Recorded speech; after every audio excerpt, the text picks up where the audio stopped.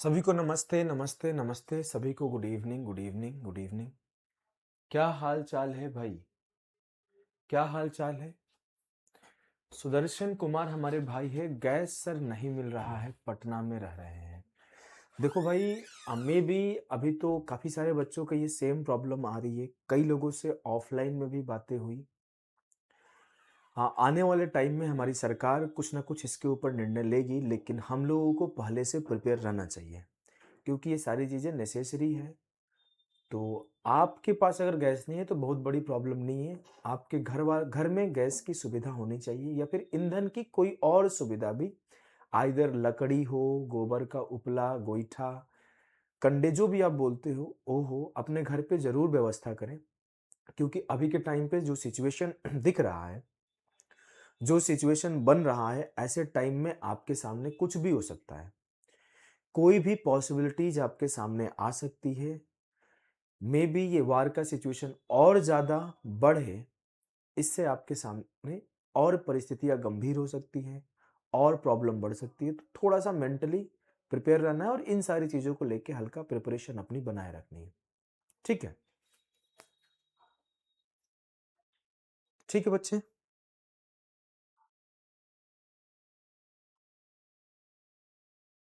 शुरू करें क्लास को?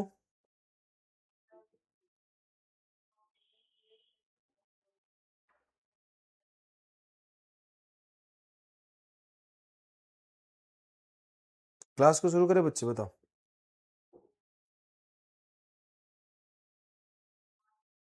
चलो, स्टार्ट करते हैं क्लास। हाँ, प्रीतम, मुझे ये बात पता है, लेकिन ग्राउंड रियलिटी को लेके एक्सेप्ट करना पड़ता है ना भाई मेरे। You have to accept the reality ना। आप बच्चों को समझो। अगर कोई बच्चा पास में आके रह रहा है, अगर कल को मेरे ही घर में गैस की सुविधाएं ना हो, तो मैं आपकी अपने घर में खाना का व्यवस्था तो करूंगा ना। अगर गवर्नमेंट गैस सप्लाई को रोक दे रही है, हर तरफ से गैस के सप्लाई बंद हो जा रहे हैं, तो इंडक्शन लेना पड़ेगा या फिर कुछ ईंधन का व्यवस्था करना पड़ेगा। लकड़ी लेकर आऊं, कैसे भी घर में खाने को तो लेकर आना पड़ेगा ना भाई मेरे। बताओ। चलो शुरू करते हैं क्लास को। आज की क्लास को शुरू करते हैं फटाफट से।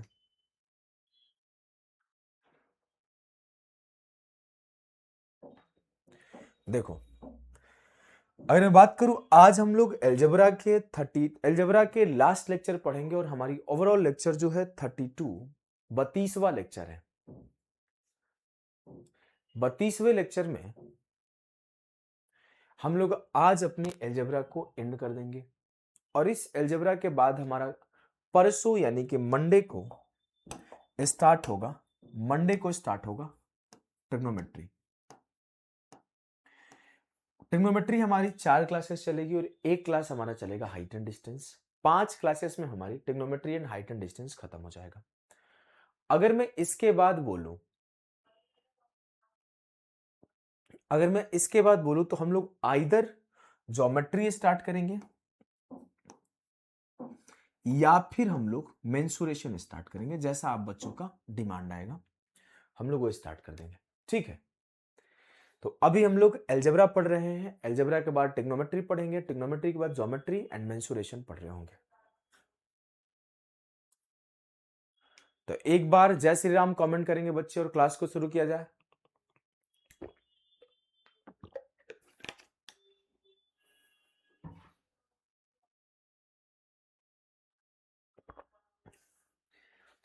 आपके घर पे एक्स्ट्रा सिलेंडर है क्या? देखो, मुझे बात आइडिया नहीं है, क्योंकि मेरे बड़े पापा का खुद का गैस एजेंसी है।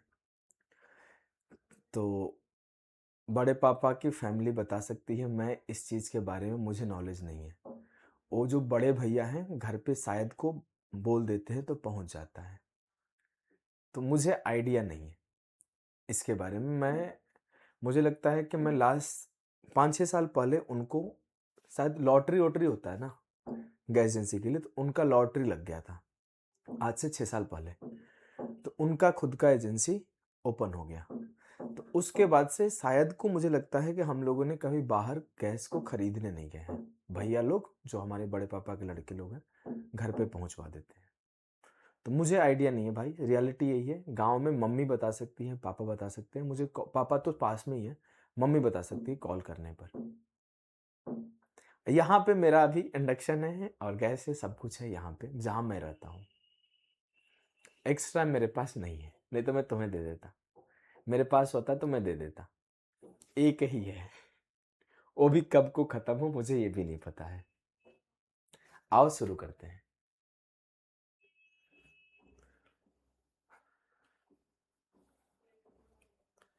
देखो,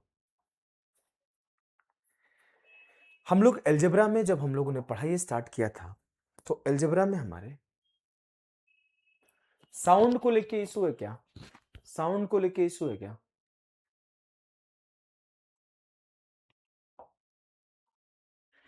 बताओ।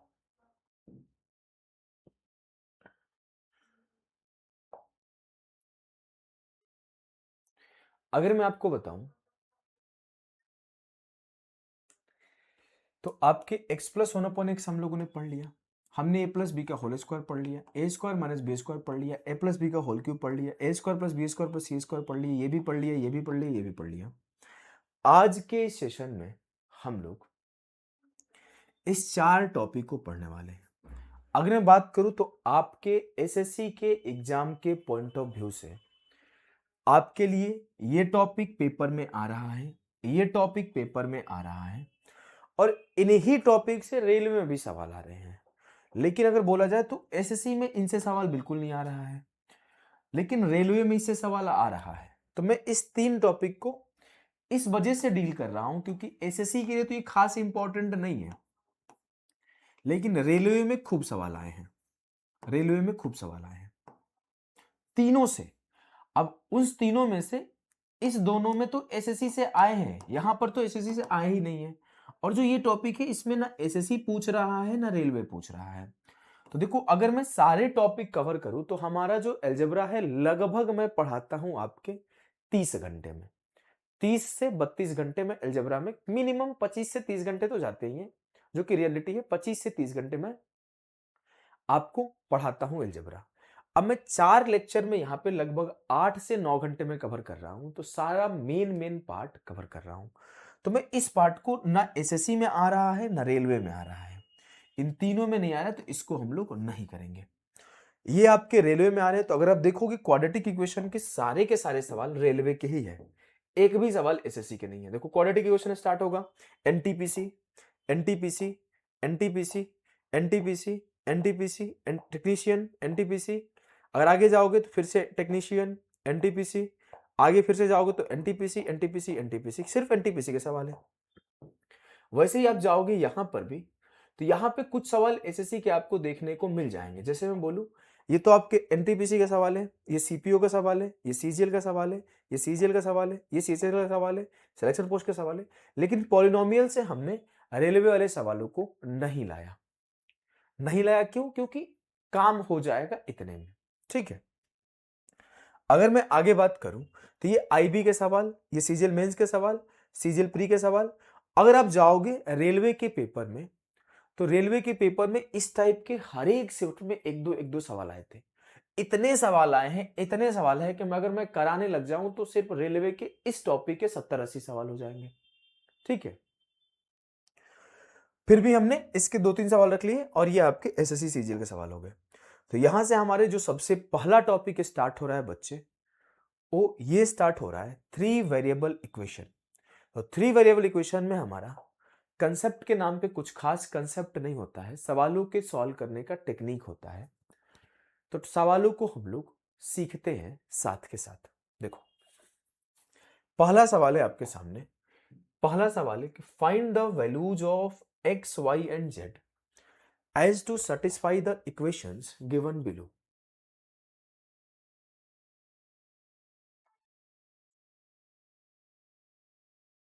बताओ। प्रवीण, बहुत जल्दी लाएंगे भाई,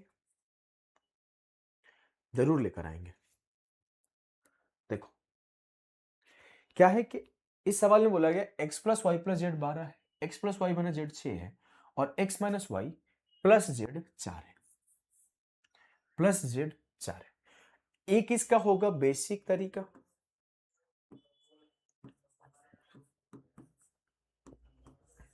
और एक इसका होगा बाई ऑप्शन।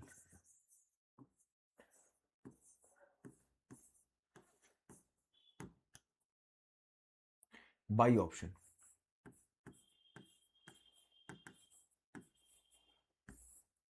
ठीक है। अगर हम लोग पहले बाई ऑप्शन से करने जाएं तो कैसे कर सकते हैं? मुझसे बोला गया है x plus y plus z 12 है। अगर मैं x को 5 y को 4 9 मान लूं तो 9 से 3 गया 6, नहीं हो सकता है। 5 3 8 से 4 गया 4, नहीं हो सकता है। 5 4 9 3 12, ये हो सकता है बच्चे। 5 से 4 गया 1 से 3 गया -2, नहीं हो सकता है। यानी कि मैं बस बाई ऑप्शन देखा और सीधा सीधा बोल दिया कि एक ही आंसर पॉसिबल है, ऑप्शन सी, जहां पर x की वैल्यू 5, y की वैल्यू 4 और z की वैल्यू 3 है। ठीक है भाई, बिल्कुल ठीक, बहुत आसानी से कर लिए। अगर इसे आप बेसिक से करने जाओगे तो बेसिक से भी हो जाएगा, लेकिन ये आसान नहीं होगा, थोड़ा सा कैलकुलेशन करना पड़ेगा। एग्जाम्पल के तौर पर अगर मैं आपको बेसिक से करके दिखाऊं तो कैसे करोगे? देखो, जैसे मैं बोलूं, मेरा पहला ऑप्शन था, पहला इक्वेशन था x plus y plus z बराबर 12 है। दूसरा इक्वेशन था x plus y minus z बराबर क्या है? 6। कुछ नहीं करूं, इससे माइनस कर दूं, x से x खत्म, y से y खत्म, z minus minus Z, 2z बराबर 6 हो जाएगा। तो यहां से z की वैल्यू क्या आ गई? 3। जैसे मेरा z की वैल्यू 3 आ गया, अब मैं z की वैल्यू को पुट करके x और y की वैल्यू निकाल लूंगा। कैसे निकालूंगा बच्चे? अगर z की वैल्यू 3 पुट किया तो x माइनस वाई की वैल्यू क्या हो जाएगी? 4 से 3 गया 1, और z की वैल्यू 3 पुट किया तो 6 3 9, तो x प्लस वाई की वैल्यू क्या हो जाएगी? 9। और यहां से अगर दोनों को सोल्व कर दो तो 2x बराबर 10, तो x की वैल्यू क्या हो जाएगी? 5, और y की वैल्यू क्या हो जाएगी? 6। y की वैल्यू क्या हो जाएगी? 4। तो आपके सामने x5 y4 और z3 आ गया। प्योर बेसिक से हमने कर दिया। क्लियर है ना?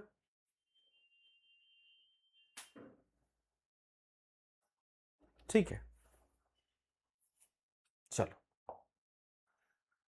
इस सवाल को भी जाओगे तो मैं तो रिकमेंड करूंगा इन सवालों को कभी आप बेसिक से करो ही मत। आप हमेशा जहां पर तीनों के तीनों ऑप्शन अवेलेबल हो, तीनों के तीनों वैल्यूज अवेलेबल हो, आप उस केस में सिर्फ और सिर्फ बाई ऑप्शन वाले तरीके ही लगाओ। है ना भाई मेरे? चलो बाई ऑप्शन जल्दी लगाओ और इसका आंसर बताओ क्वेश्चन नंबर 130 का।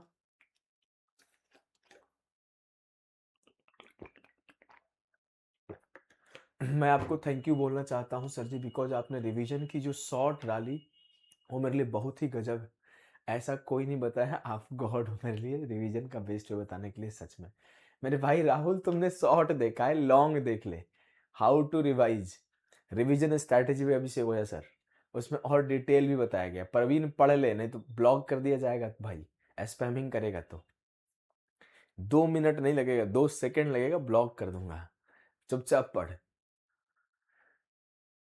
चलो, क्या बोला गया? 2x plus 3y minus Z. अगर मैं एक एक ऑप्शन में पुट करना शुरू कर दूं, कौन सा ऑप्शन पुट करना आसान है? सारे तो डिफिकल्टी है। मैंने इसमें पुट किया इसको, तो -44 × 2 -88/7, 27 दिया 81/7 और -4, 88 से 81 गया -7/7, और -7/7 तो -1 और -4 -5, ऑप्शन ए नहीं हो सकता। दूसरा ऑप्शन पुट करते हैं, 44 दूना 88/7, 27 दिया 81/7, और जेड की वैल्यू -8, तो माइनस माइनस +8, 88 से 81 गया 7/7, 8 1 9, ये भी नहीं हो सकता है। तीसरा ऑप्शन पुट किया, 44 दूना 88/7 और 27 दिया 81/7, और फिर से बोला कि जेड की वैल्यू -4 है, तो फिर से 7/7, 1 से 4 गया -3। अब ए बी सी तीनों नहीं हो सकता है बच्चे, तो मुझे मजबूरी में ऑप्शन डी ही टिक करना पड़ेगा यार। लेकिन डी होगा, डी में भी तो गड़बड़ ही लग रहा है यार, इसमें तो डी में भी गड़बड़ ही लग रहा है। तुमको भी लग रहा है क्या बच्चे? हमें तो डी भी इसका एरर ही लग रहा है। अगर आप डी भी पुट करोगे तो -88/7, -81/7 और -4, इसके चारों ऑप्शन रॉन्ग है। अगर यहां पे ना ये +44/7 होगा तो ये आंसर हो जाएगा। अगर ये +44/7 होगा ना तो आंसर हो जाएगा। अगर ये +44/7 होगा तो आंसर हो जाएगा। वैसे अगर देखा जाए तो चारों ऑप्शन रॉन्ग है, लेकिन आप डी को प्लस बना के सॉल्व करते हो तो डी आंसर हो सकता है।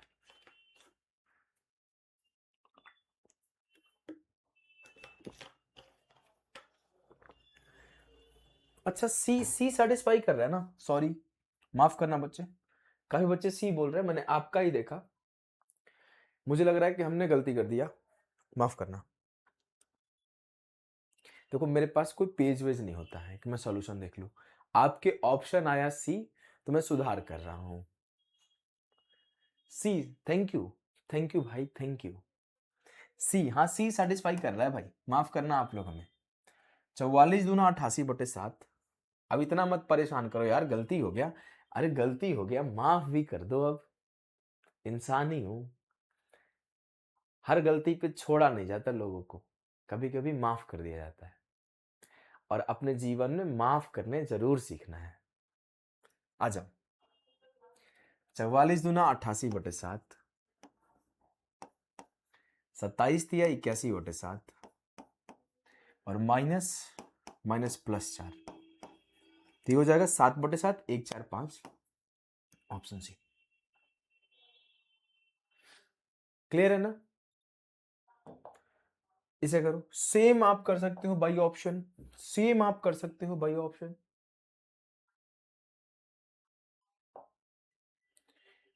5x - 3y + 7z बराबर 22। तो आप बोलोगे x - 5, x बराबर -5, मैंने पहला ऑप्शन पुट किया। 5 5 25, 3 3 9 और 7 8 56। सर ये तो नहीं होगा। अगर मैं आपको बोलूं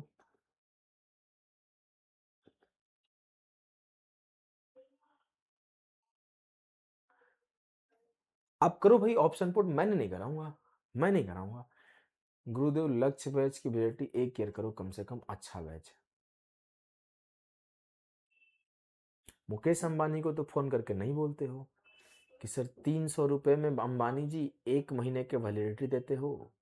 रात को जब बेबी से बात कर रहा था 1.5 GB का 100% का मैसेज आ गया, थोड़ा बढ़ा दो ना प्लीज, वीडियो कॉल पे माहौल बन रहा था। हैं? ऐसा तो नहीं बोलता, पढ़ ले। अच्छा, सी पुट करने पर आंसर आ रहा है, मैं ज्यादा दिमाग लगाए, बिना ज्यादा दिमाग लगाए मैं सी को पुट कर दूंगा कि -5 5 25, 3 3 9 और 8 7 56। 56 से 34 क्या 22, जैसे सेटिस्फाई किया सी टिक कर दो। क्लियर है? क्लियर है ना? चलो क्वेश्चन नंबर 132 करो। ये आपके इस साल के मेंस का सवाल है और ये बढ़िया सवाल था। इसमें आप बाई ऑप्शन नहीं जा सकते, इसमें आपको करना ही पड़ेगा, इसमें आपको करना ही पड़ेगा सॉल्यूशन, और भी बेसिक से करना पड़ेगा, बेसिक से।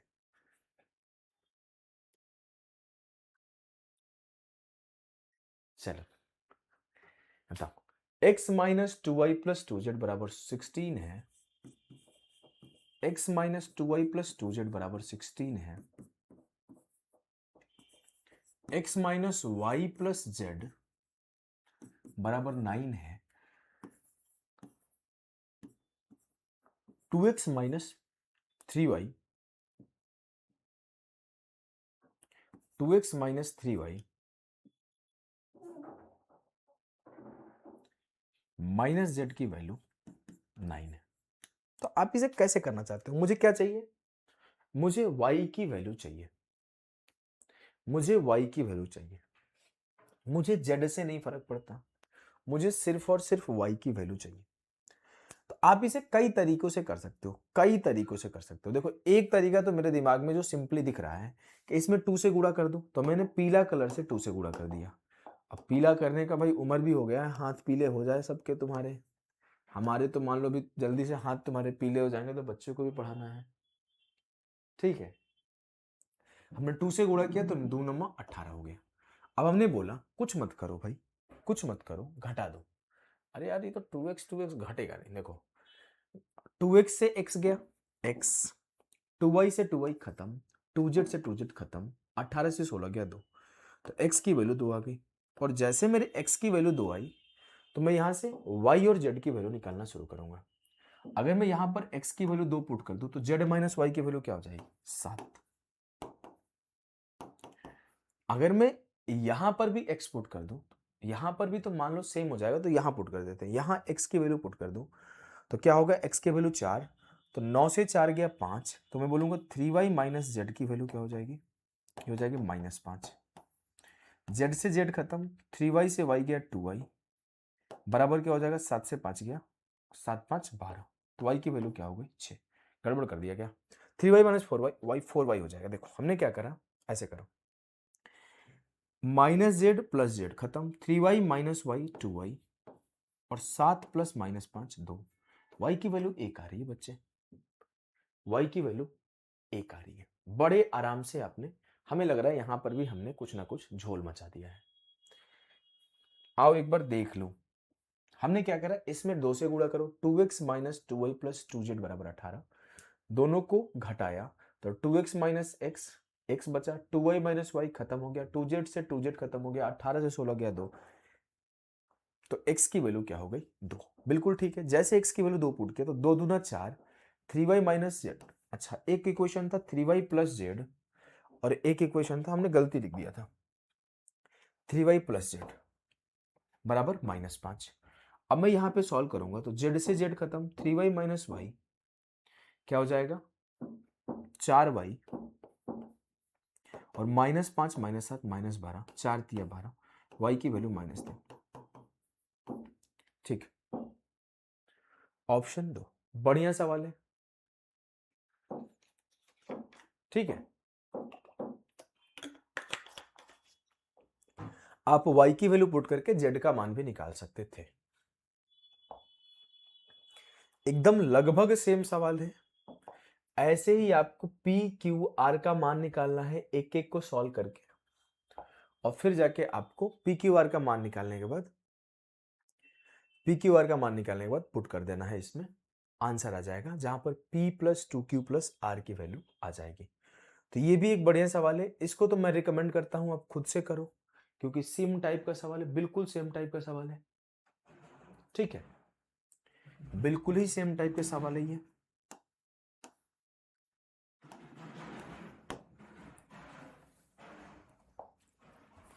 यहां से हम लोग पॉलिनोमियल शुरू कर रहे हैं।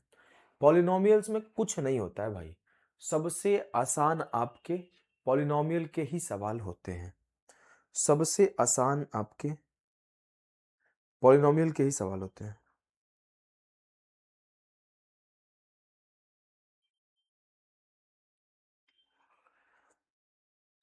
शुरू करें पॉलिनोमियल्स, बहुपद बताओ भाई,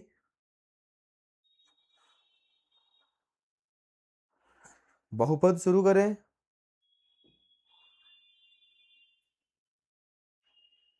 सर बीसीसीएल कब तक होगा कोई, यार मैं क्या बोलूं बच्चे मिहिर, मैं क्या बोलूं इस पे, हमारे बीएससी वाले ना बड़ा अजीब लोग हैं। चलो, जैसे आपके सामने पहला सवाल है, पूछा गया है कि which of the following is not a polynomial, इनमें से कौन सा पॉलिनोमियल नहीं है। तो देखो आपके सामने कोई भी इस तरह से a square b square x square, ये सब कुछ पॉलिनोमियल का ही डेफिनेशन है। जब भी पावर फ्रैक्शन में हो, रूट हो, नेगेटिव हो, इसको हम लोग पॉलिनोमियल नहीं मानते हैं। आपके सामने हम लोग इसे पॉलिनोमियल नहीं मानते हैं। A square b square, a b x square plus 2x plus 3, a b b c c, ये सब पॉलिनोमियल के एग्जाम्पल है। लेकिन जब आपके सामने under root x, 1/x, x के पावर -3, ये सारे के पॉलिनोमियल्स नहीं है। ये बात आपको ध्यान होना चाहिए, ये पॉलिनोमियल्स के एग्जाम्पल नहीं है। ठीक है, अब ये सारी चीजें थोड़ा प्रूफ करवाने में, मैं एक एक चीज अब लाइन बाय लिख के इसको प्रूफ करवाता हूं, तो पॉलिनोमियल्स पढ़ाने में आपके लगभग 3 से 4 लेक्चर लगते हैं। 3 लेक्चर में मैंने पॉलिनोमियल शायद पढ़ा रखा है। क्वाड्रेटिक इक्वेशन लगभग मैं 4 घंटे में पढ़ाता हूँ।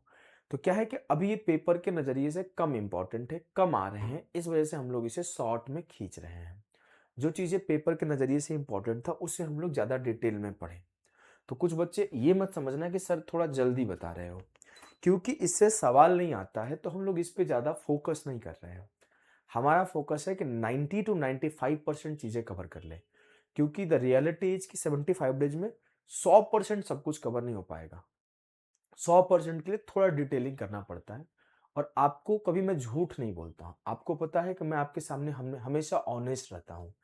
मैं पहले भी कभी ये नहीं बोला हूं कि आपके 100 घंटे में पूरा मैथ पढ़ा दूंगा, 150 घंटे में पूरा मैथ पढ़ा दूंगा। हमने ये बोला है कि जीरो से उठा के आपके सामने 95% तक चीजें कवर हो जाएगी लक्ष्य से। वो 4-5% चीजें थोड़ा सा आपको पेन करेगी। तो अब इसमें उतना बड़ी चीज पॉलिनोमियल है नहीं। अब पॉलिनोमियल में डिटेल में पढ़ाता तो 2-3 लेक्चर पढ़ाता बस, ठीक है ना। देखो, तो ये बेसिक बातें हैं, लेकिन इतना बता दो कि क्वेश्चन नहीं छूटेगा पॉलिनोमियल्स का। ये मत सोचना क्वेश्चन छूट जाएगा, ये मत सोचना क्वाड्रेटिक का क्वेश्चन छूट जाएगा। बस उसका detailing line by line proofing नहीं हो रहा है, और कुछ डिफरेंस नहीं है। अब क्या होता है कि अगर क्वाड्रेटिक पढ़ाऊंगा तो उसमें कहां से आया है डिस्क्रिमिनांट, क्या उसका प्रूफ होता है, कहां से आया है श्रीधाराचार्य या फॉर्मूला, ये सब कुछ मैं प्रूफ करवाता हूं। लेकिन यहां पे मैं सीधा लिख दूंगा, इतना ही डिफरेंस होगा। जैसे ये सवाल है आपके सामने कि find the remainder on dividing 5x³ plus 4x² minus 10x plus 1। Monday से बच्चे, हर्ष भाई मंडे से। करण, हमने आपका जवाब दिया ना भाई, तुम्हारे लिए ही हमने जवाब दिया। करण सूर्यवंशी, तुम्हारे लिए हमने जवाब दिया, फिर भी तुम कमेंट कर रहे हैं।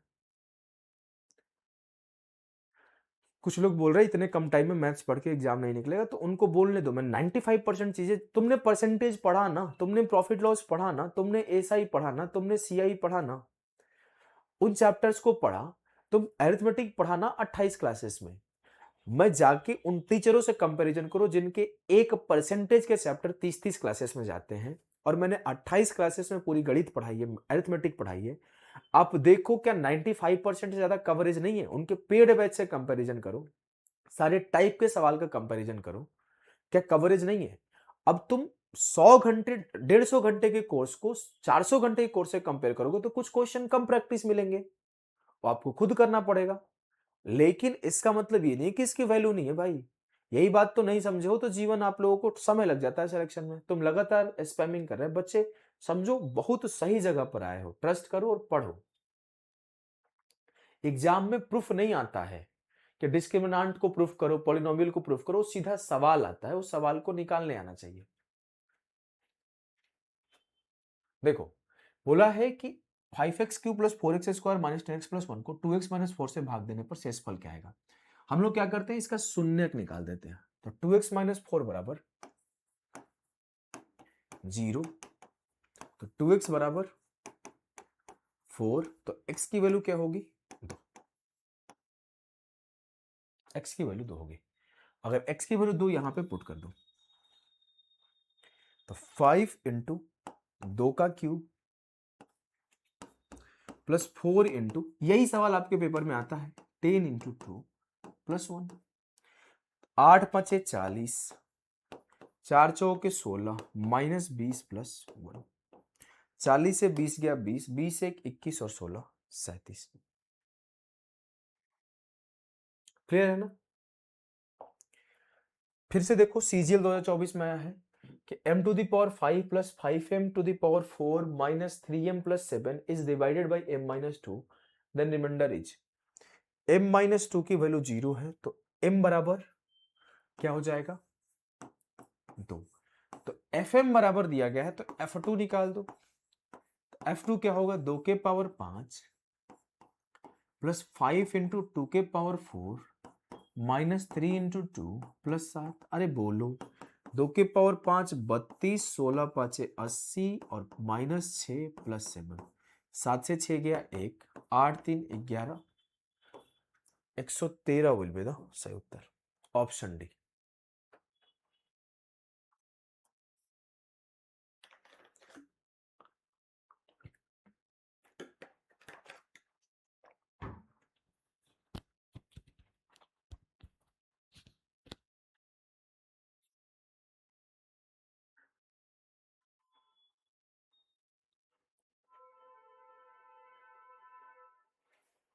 चलो, सिमिलर सवाल है कि x+2 से अगर दिए गए इक्वेशन को डिवाइड करूंगा तो what number should be subtracted from इतना to make the number divisible. कुछ नहीं करना है, x+2 को 0 पुट करके x की वैल्यू -2 इक्वेशन में पुट कर देंगे। देखो, x+2 अगर 0 पुट कर दिया तो x की वैल्यू क्या आ जाएगी, -2। -2 पुट किया, -2 का क्यूब -8, -2 का स्क्वायर इंटू 4 16 और 8 दूना प्लस का 16 प्लस का 11, 16 से 16 खत्म, 11 से 8 गया 3। सर 3 घटाऊंगा तो शेषफल 0 हो जाएगा, तो वो संख्या पूरी तरह से कट जाएगी, वो संख्या पूरी तरह से कट जाएगी। ठीक है,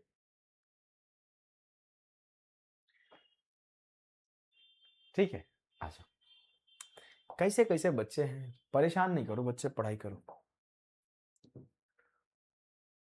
बोला गया if the polynomial 2x³ plus ax square plus 3x minus 5 and x³ plus x square minus 2x plus a leave the same remainder. वो दोनों सेम शेषफल दे रहे हैं जब उसे x माइनस 2 से भाग दे रहे हैं। ठीक है, अगर मैं बोलूं x माइनस 2 बराबर 0 तो x बराबर 2, तो 2 इंटू एक्स का क्यूब, तो 2 इंटू 2 का क्यूब 8 हो जाएगा, प्लस 2 का स्क्वायर इंटू ए 4a हो जाएगा, प्लस 3 गुणा 2 6 हो जाएगा, -5 बराबर 8 प्लस 4 -4 प्लस a। इसका शेषफल इसके बराबर है, तो हमने दोनों को शेषफल को बराबर कर दिया। हमने कुछ नहीं करा है, यहां पर भी x का मान 2 रख दिया और यहां पर भी x का मान 2 रख दिया। बहुत सिंपल। आगे फर्दर सॉल्यूशन करूंगा। 16 6 22 से 5 गया, 17 प्लस 4a, 4 से 4 खत्म, 8 प्लस a, 3a बराबर हो जाएगा 9, तो a की वैल्यू क्या हो जाएगी 3, a की वैल्यू क्या हो जाएगी 3। क्लियर है ना?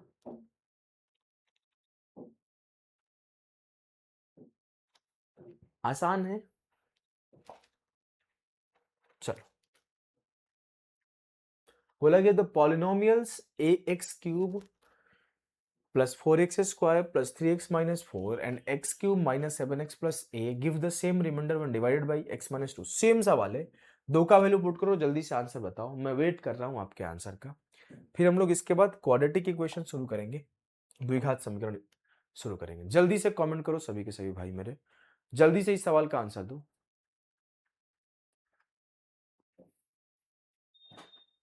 चलो जल्दी से जवाब दो।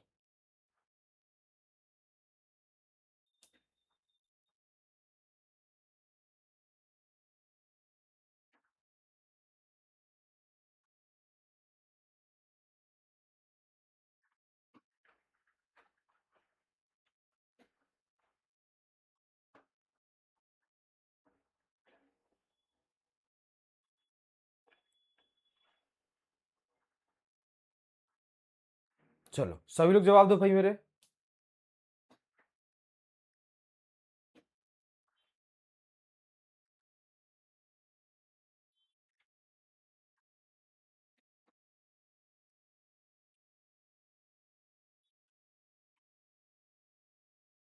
बी।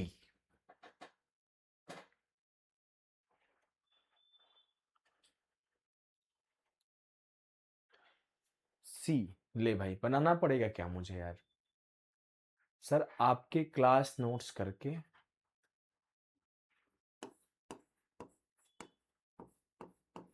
प्रीलिम्स, इसको प्रीलिम पढ़ेंगे, प्रीलिम्स क्लियर हो जाएगा भाई। मेरा क्लास नोट्स करके प्रीलिम्स क्लियर नहीं हो पाएगा, ये सच बता रहा हूँ, क्योंकि इसका मैं तैयारी ही नहीं करवाता हूँ।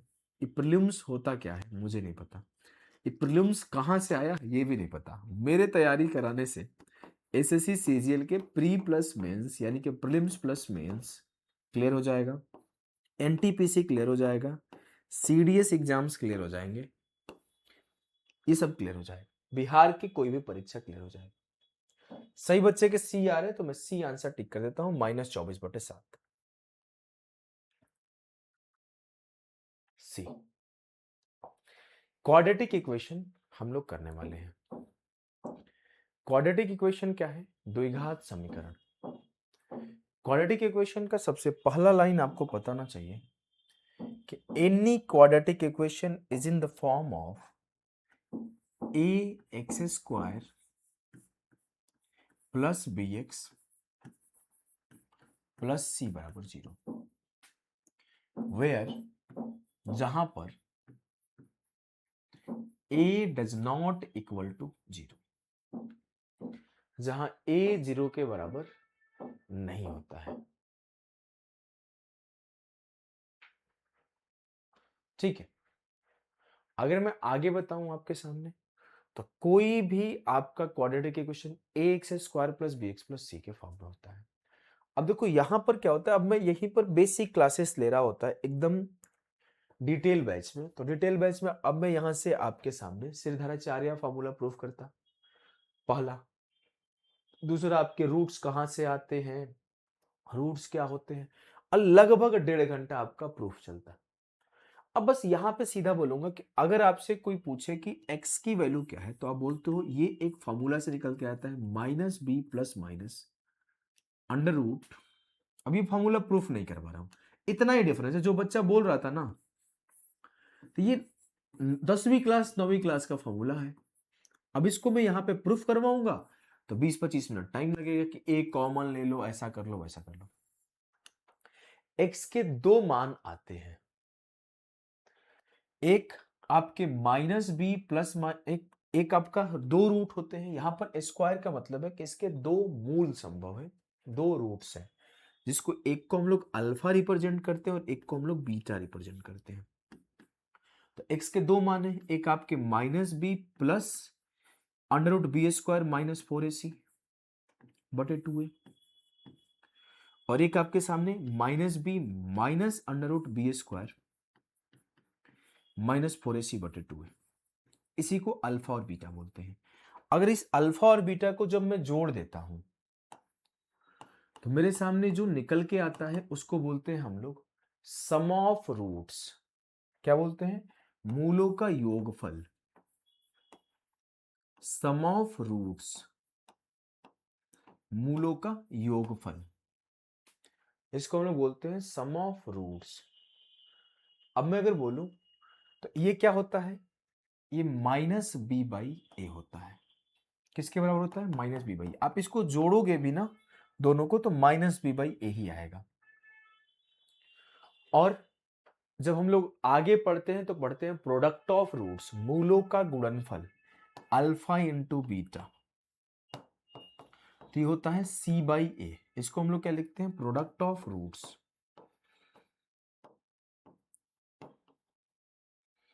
प्रोडक्ट ऑफ रूट्स, ये होता है c/a। c/a product of roots होता है c/a।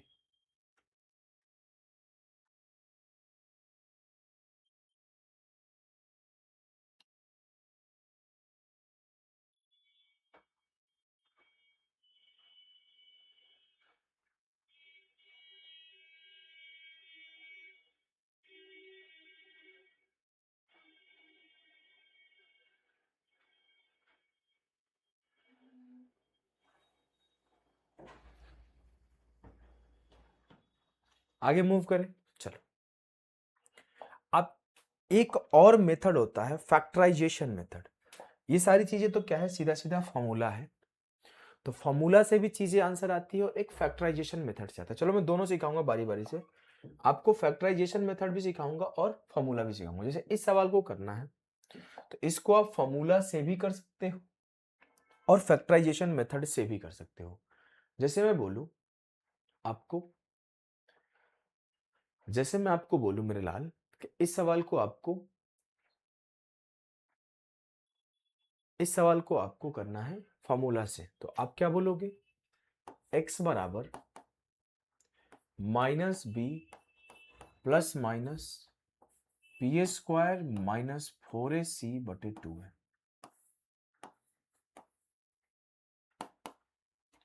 अब मैं क्या बोलूंगा कि यहां पर b की वैल्यू क्या होगी? b की वैल्यू होगी 18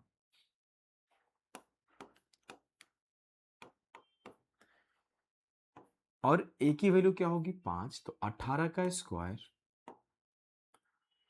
-4 इंटू 5 इंटू 16 अपॉन 2 है, तो 2 इंटू 5। सॉल्व किया, -18 प्लस माइनस 324 और 4 5 20 गुणा 16 320। तो 324 से 20 गया 4/10।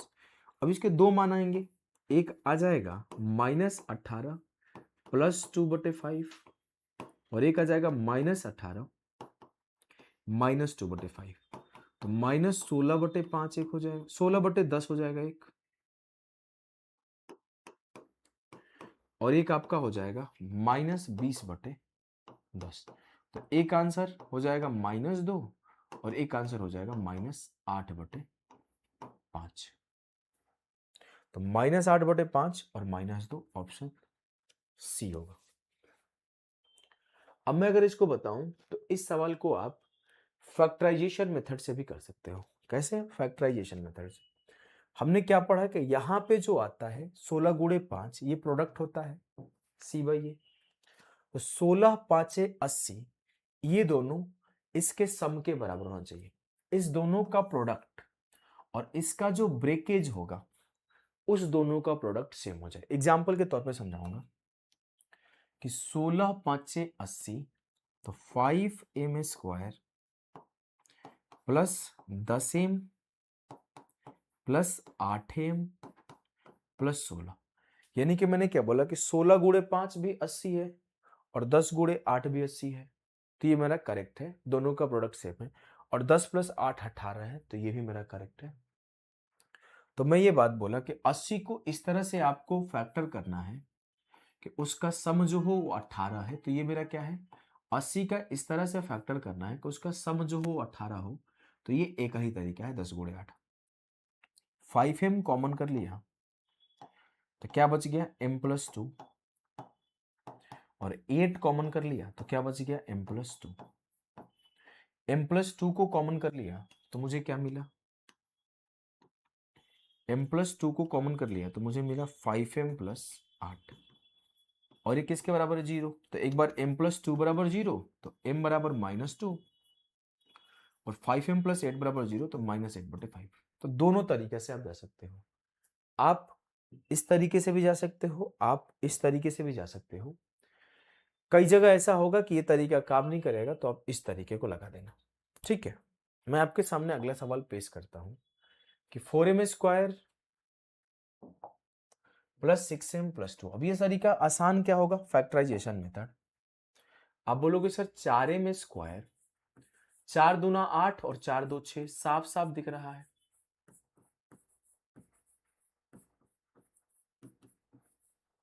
4m को कॉमन किया तो m+1 हो गया, 2 को कॉमन किया तो m+1 हो गया बराबर 0। m+1 को अगर कॉमन कर लो तो ये 4m+2 हो जाएगा बराबर 0, बराबर 0। ठीक है,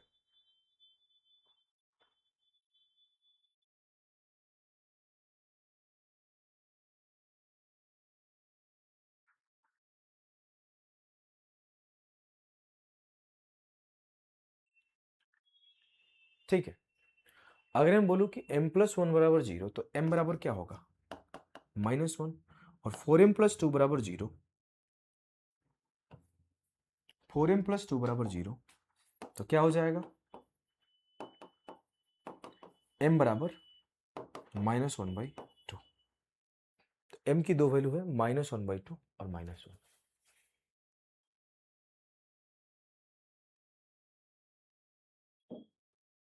सही तो है सब कुछ? चलो ठीक है, आगे मूव करते हैं बच्चे इस सवाल को। अब इस सवाल के अगर सारे ऑप्शन को देखो तो बेहतर है आप कैसे जाओगे सर, हम लोग फॉर्मूला लगा देंगे कि -b + √b² - 4ac/2a। ठीक है, तो मैं फॉर्मूला लगा देता हूं, -b माइनस, ये फॉर्मूला लगा रहा हूं बच्चे, b² - 4ac/2a, -b तो -+ 7 + b² - 4ac, 7 का स्क्वायर 49, 4 × 3 12 बटे 2 × 3 6, कोई दिक्कत नहीं है। 7 ± √37/6, तो एक बार 7 + √37, एक बार 7 - √37। क्लियर है?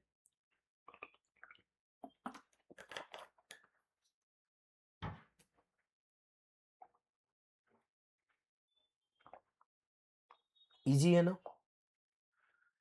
ये आपको बोला कि what is the sum of the roots for the quadratic equation, द्विघात समीकरण 7x² - 28x + 21 = 0 के मूलों के योगफल कितने होंगे। बड़े आसानी से बोल सकते हो सर, मूलों के जो योगफल होते हैं अल्फा प्लस बीटा, ये -b/a होता है, -28/7, 28/7 4 हो जाएगा। बोलोगे हाँ sir. If alpha and beta are the roots of the quadratic equation y² - 9y + 8 बराबर 0, then find the value of alpha plus beta minus alpha into beta। बताओ, जल्दी से बताओ भाई।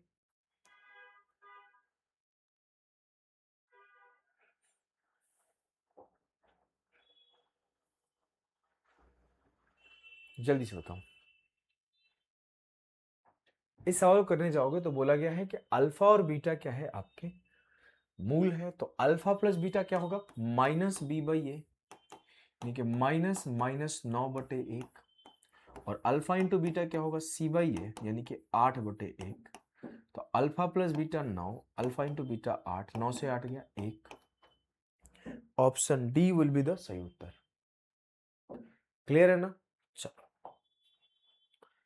इसे करो, ये भी एक आसान सा ही सवाल है। बोला गया है कि alpha and beta are the roots of the equation x² - 11x + 24, what is the value of alpha square plus beta square. अगर आप इसे देख पाओ तो ये सवाल आसान है, नहीं तो आप डिफिकल्ट है। अगर आप इसे ब्रेक कर पाओ तो ये 8 × 3 में ब्रेक होता है, और ये -8 -3, यानी कि x की वैल्यू एक 8 है एक 3 है, तो 8 का स्क्वायर 64, 3 का स्क्वायर 9, 64 9 73।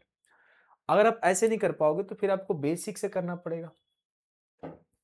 बेसिक से कैसे होगा कि अल्फा प्लस बीटा की वैल्यू क्या होगी मेरे लाल, 11/1, अल्फा इंटू बीटा की वैल्यू क्या होगी मेरे लाल, 24।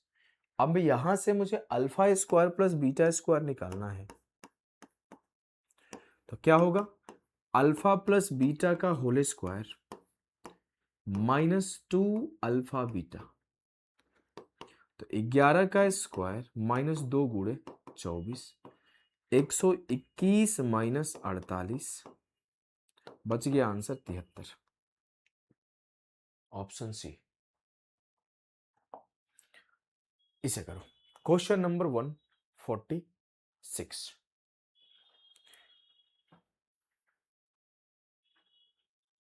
चलो बच्चे जवाब दो सभी लोग।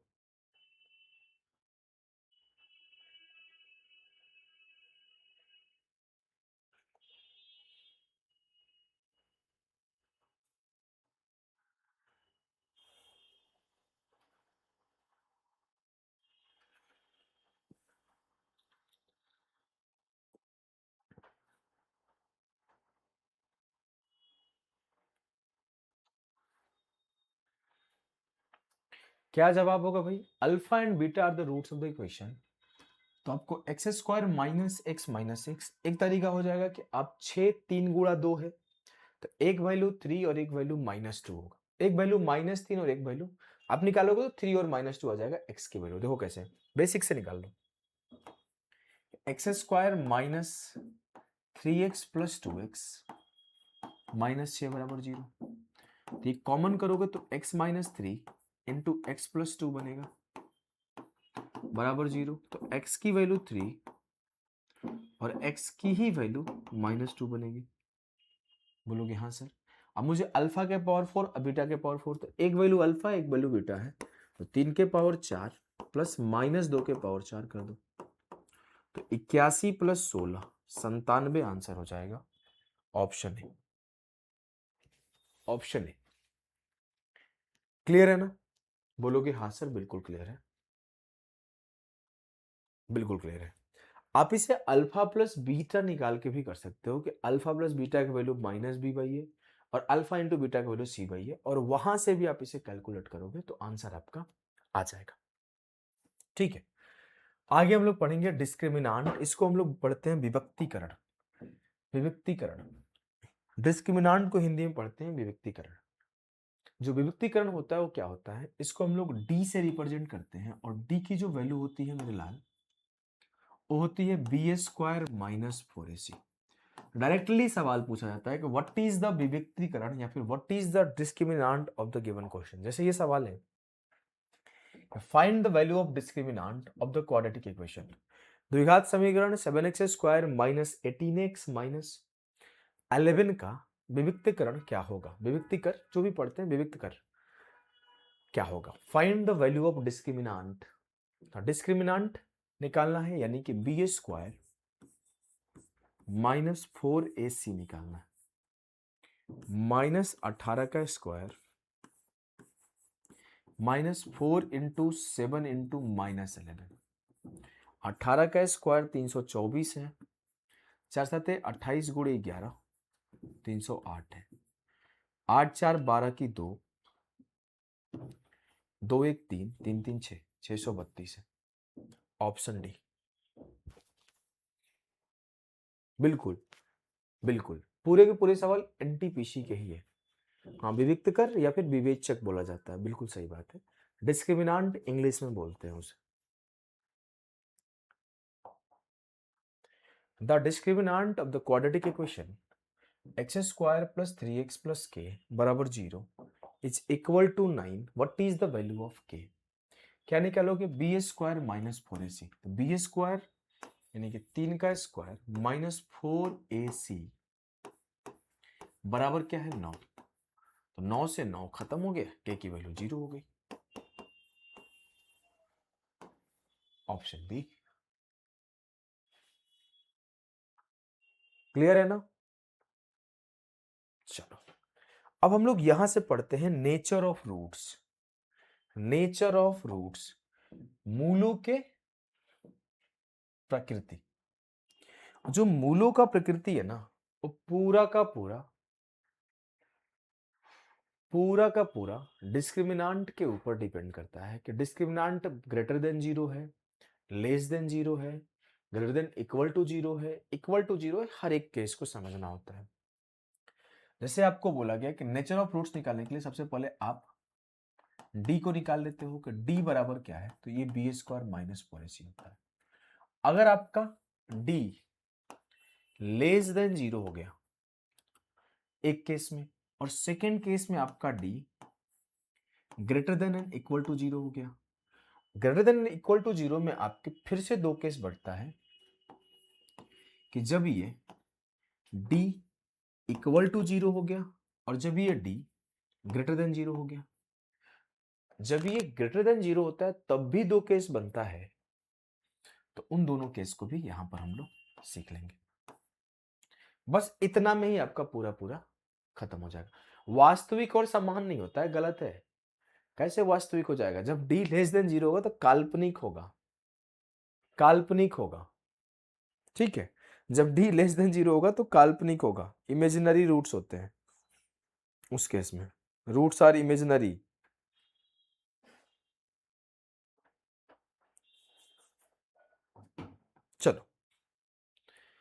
जैसे बोला गया जब डी आपका लेस देन 0 होगा तो रूट्स आपका इमेजिनरी होता है। जब आपने बी स्क्वायर माइनस 4ac को सॉल्व किया और बी स्क्वायर माइनस 4ac की वैल्यू आपके 0 से छोटे हो गए, तो अब क्या होगा? आप बोलोगे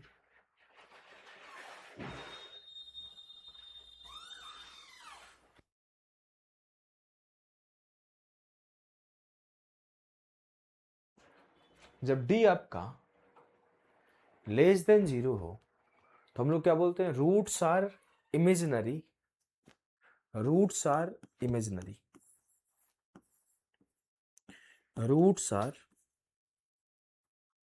इमेजिनरी। अच्छा, पता है इमेजिनरी संख्या क्या होता है? इमेजिनरी संख्या क्या होती है पता है? आपके मूल काल्पनिक होते हैं। हिंदी वाले बच्चे क्या लिखेंगे? मूल काल्पनिक होते हैं, काल्पनिक मूल होते हैं। काल्पनिक मूल कब? जब पी स्क्वायर माइनस 4ac का वैल्यू निकालोगे माइनस अंडर रूट 2 आ गया, माइनस अंडर रूट 5 आ गया, यानी कि कोई भी संख्या अंडर रूट में नेगेटिव आ जाए तो उस केस में डी आपके लेस देन 0 होता है और वहां पर आपका जो भाई होता है क्या? वो होता है रूट्स आर इमेजिनरी। जब डी बराबर 0 हो जाए, when d इक्वल टू 0, यानी कि बी स्क्वायर माइनस 4ac जब 0 होता है तो इस केस में क्या होता है? रूट्स आर रियल, रियल तो आपका यहीं पर हो जाएगा, तो मैं दोबारा लिख दूंगा इसको, roots are real and equal. यहां पर आपके क्या होता है? बराबर भी होता है, रूट्स रियल भी होता है और बराबर भी होता है, रूट्स रियल भी होता है और बराबर भी होता है। एग्जाम्पल के तौर पे मैं आपके सामने बोल दूं कि एक्स स्क्वायर प्लस, प्लस नहीं माइनस रख लेते हैं, आसान होगा, और x square minus 4x plus 4 बराबर 0, find the value of x। जब आप x की वैल्यू निकालोगे तो दोनों के दोनों 2 और 2 आ जाएंगे, 2 2 ही सेटिस्फाई करेगा यहां पर। तो यहां पर जो मूल है वो वास्तविक और बराबर होता है। आगे अगर जाओगे बच्चे, आगे अगर जाओगे बच्चे, तो फिर बोला गया है d ग्रेटर देन 0। तो d ग्रेटर देन 0 में दो केस होता है। पहला केस होता है कि अगर आपका d एक परफेक्ट स्क्वायर संख्या बन रहा है, परफेक्ट स्क्वायर संख्या बन रहा है। फॉर एग्जाम्पल आप बोलोगे, अगर इस इक्वेशन को सॉल्व करने जाऊंगा, x square minus 5x plus 6 बराबर 0, तो यहां पर जब d का वैल्यू निकालूंगा तो क्या बनेगा? बी स्क्वायर माइनस 4ac, तो 5 का स्क्वायर 25 माइनस 24 1, परफेक्ट स्क्वायर संख्या है। जब मैं इस इक्वेशन को सॉल्व करूंगा, x square minus 10x plus 21 बराबर 0, तो यहां पर बी स्क्वायर माइनस 4ac निकालूंगा तो 10 का स्क्वायर 100 माइनस 21 गुणे 4 84, तो 16 बनेगा परफेक्ट स्क्वायर। तो इस केस में जब d परफेक्ट स्क्वायर बनता है तो रूट्स तो रियल है ही, रूट्स तो रियल है ही, रूट्स आर रियल, रियल के साथ साथ एक पॉइंट और ऐड हो जाता है कि roots are real and rational, यानी कि उनमें अंडर रूट नहीं बचेगा, वो पूरा पूरा अंडर रूट से बाहर हो जाएगा, क्योंकि डी परफेक्ट स्क्वायर संख्या हो गया तो अंडर रूट से बाहर हो गया, सीधी सी बात। और जब डी आपके इम्परफेक्ट स्क्वायर या फिर नॉन परफेक्ट स्क्वायर बन जाए, क्या बन जाए बच्चे? डी नॉन परफेक्ट स्क्वायर संख्या बन जाए, नॉन परफेक्ट स्क्वायर संख्या, यानी कि एक अपूर्ण वर्ग संख्या बन जाए, उस केस में रूट्स जो होंगे वो रियल तो होंगे ही लेकिन इरेशनल हो जाएंगे। क्या हो जाएंगे? यहां पे रूट्स आर रेशनल लिख लो, सीधा सीधा हटाओ, बात ही खत्म। रूट्स आर रेशनल, और यहां क्या होगा? रूट्स आर इरेशनल, यानी कि कुछ इस तरह से वो बनेगा कि जैसे आपके सामने ये था, एग्जाम्पल से समझाऊंगा। पहला इक्वेशन था ना ये आपके सामने, जैसे क्या है कि ये एग्जाम्पल है इरेशनल रूट का, इरेशनल मूल का, ये इरेशनल मूल का, और ये एग्जाम्पल है रेशनल मूल का, ये एग्जाम्पल है रेशनल रूट का। ठीक है, तो यहां पर क्या होगा? इरेशनल रूट बन रहे होंगे, इरेशनल बन रहे होंगे। क्लियर है? क्लियर है ना भाई मेरे? अगर क्लियर है चीजें तो यही चार चीजें होती है नेचर ऑफ रूट्स में। जब d आपके लेस देन 0 हो तो रूट्स आर इमेजिनरी, जब d greater than equal to 0 हो, तो जब d इक्वल टू 0 होता है तो रूट्स रियल और इक्वल होते हैं। जब लेस देन 0 ग्रेटर देन 0 होता है तो उसके भी दो केस की, जो ग्रेटर देन 0 में d क्या है, परफेक्ट स्क्वायर है और इम्परफेक्ट स्क्वायर है या फिर नॉन परफेक्ट स्क्वायर है। तब बोलोगे सर परफेक्ट स्क्वायर में roots are rational, non perfect square में रूट्स आर इरेशनल।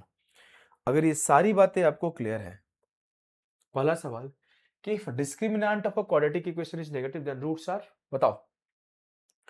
सही बच्चे जवाब दो, आपके एनटीपीसी का सवाल है।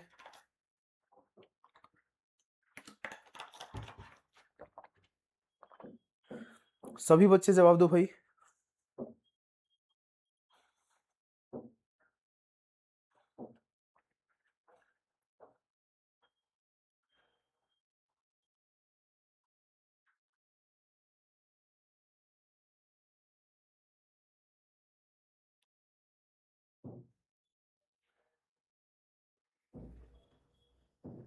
देखो, बोला गया कि जब क्वाड्रेटिक इक्वेशन का डिस्क्रिमिनेंट नेगेटिव है तो रूट जो होगा वो आपके सामने रियल एंड इक्वल हो नहीं सकता, रियल एंड डिस्टिंक्ट हो नहीं सकता, रियल तो होता ही नहीं है। अच्छा, यहां पर लिखा गया कॉम्प्लेक्स कंजुगेट। अब कितने लोगों को ये बात पता ही नहीं होगा कॉम्प्लेक्स कंजुगेट क्या होता है, यही तो कर रहा है रेलवे वालों ने। देखो, कॉम्प्लेक्स नंबर एक होता है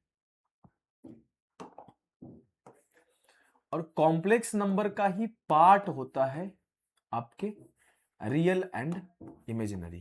तो इसीलिए इसने ऐसा बात लिख दिया ना कि आप कंफ्यूज हो जाओ।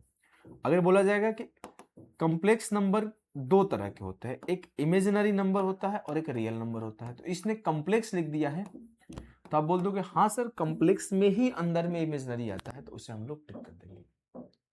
ठीक है, ये सवाल है कि determine the nature of the roots of the quadratic equation. बोला गया कि द्विघात समीकरण के मूलों की प्रकृति याद करिए। तो आप क्या करोगे, बी स्क्वायर माइनस 4ac निकालोगे। क्या निकालोगे, बी स्क्वायर माइनस 4ac, 1 का स्क्वायर माइनस 4 दूना 8 दिया 24। सर 1 माइनस 24 माइनस का 23 आ गया। माइनस का 23 आने का मतलब क्या है कि सर बी स्क्वायर माइनस 3 जो है वो लेस देन 0 है, और अगर ये 0 से छोटा है तो क्या बनता है, इमेजिनरी रूट्स, यानी कि काल्पनिक मूल। सीजीएल में काफी टाइम पहले सवाल आया करते थे 2017-18 में, हाल फिलहाल में अखिलेश मेरे भाई सवाल नहीं आ रहे हैं। मैंने शुरुआत में ही बताया था कि हाल फिलहाल में इससे सवाल नहीं आ रहे हैं सीजीएल में, लेकिन रेलवे में आए तो पढ़ा दिया।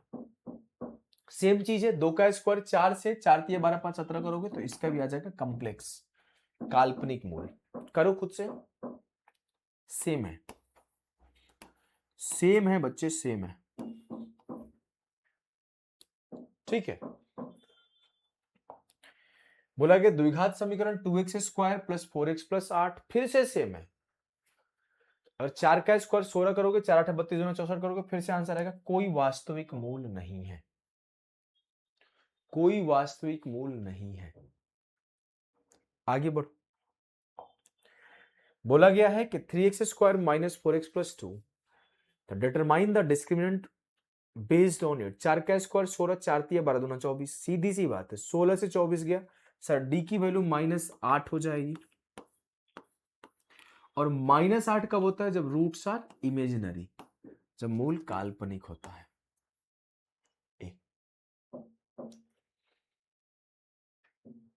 क्लियर है? आपके पेपर में इस एसएससी एग्जाम्स में तो इस टॉपिक से सवाल नहीं आ रहे हैं, रेलवे में आ रहे थे तो हमने उसके कुछ सवाल को आपको करा दिया। ठीक है, तो यहीं पर आपका अलजेब्रा इंड हो रहा है बच्चे। अलजेब्रा यहां पर हम लोग खत्म कर रहे हैं। अब मंडे को क्लास होगी। हमने बताया था कि हम लोग एडवांस में थोड़ा और ज्यादा डेडिकेशन के साथ मेहनत कर रहे हैं, तो एडवांस में मैं सैटरडे संडे पूरी तरह से कंटेंट को ही देता हूं, पूरी तरह से कंटेंट पर ही काम करता हूं। तो आपके अब अगली क्लास होगी मंडे को, नेक्स्ट क्लास ऑन मंडे। और मंडे को कौन सी क्लास होगी भाई मेरे, मंडे को आपकी क्लास होगी ट्रीगो की। फ्रीवे स्टार्ट करेंगे और अगले वीक में trigonometry and height and distance and कर देंगे। तो अभी के लिए सभी को नमस्ते, नमस्कार, बाय बाय। मिलते हैं नेक्स्ट सेक्शन में, अभी के लिए इतना ही। Good night everyone.